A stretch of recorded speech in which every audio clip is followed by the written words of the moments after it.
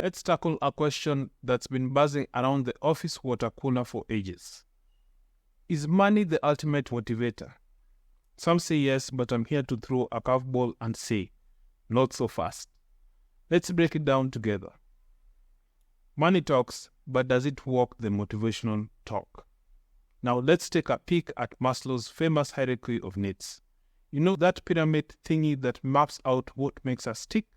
Well, here's the kicker. Money doesn't even get a cameo in Maslow's masterpiece. Sure, you could argue that money provides security and a dash of status, but let's be real.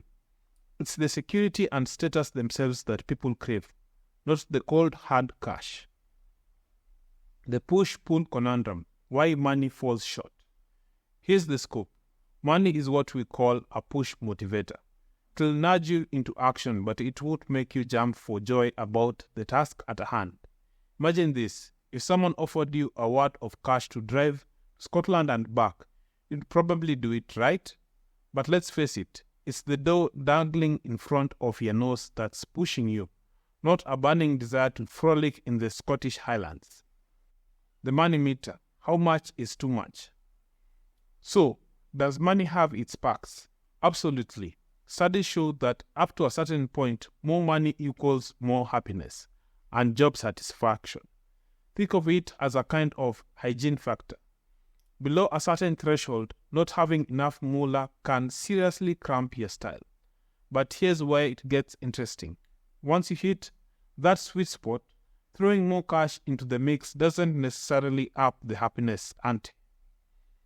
Mechanical versus creative, the money divide. Now let's talk tasks. For mindless mechanical work like assembly lines or data entry, money can be a decent motivator. Show me the Benjamins and I'll crank out those widgets. No problem. But when it comes to creative endeavors or tasks that require a bit of brain power, money starts to lose its luster. In fact, some studies suggest that throwing cash at creative tasks can actually backfire, leading to poorer performance. Crazy, right? The money trap. Why it's a slippery slope. Here's the kicker. Money has a sneaky way of distracting us from the task at hand. Take sales, for example. If you're dangling a fat commission check in front of a salesperson, they might start focusing more on the cash than on building genuine connections with customers. And let's not forget the fairness factor. Paying folks based on results can quickly turn into a game of who's got the juiciest leads. Money talks, but it doesn't speak the language of passion. So here's the million-dollar question. If I slipped a little extra cash into your bank account, will you suddenly become a productivity powerhouse? If your answer is yes, then we've got a bit of problem. It shouldn't take a bigger paycheck to light a fire under your behind. Your passion and dedication to your work should be the real driving force, not the size of your paycheck. The bottom line, follow your passion, not the paycheck. At the end of the day, folks, money ain't everything. Sure, it's nice to have, but it shouldn't be the all and end all of your motivation. Instead of chasing dollar signs, focus on the things that truly light your fire. Overcoming challenges, making a difference, and finding fulfillment in your work.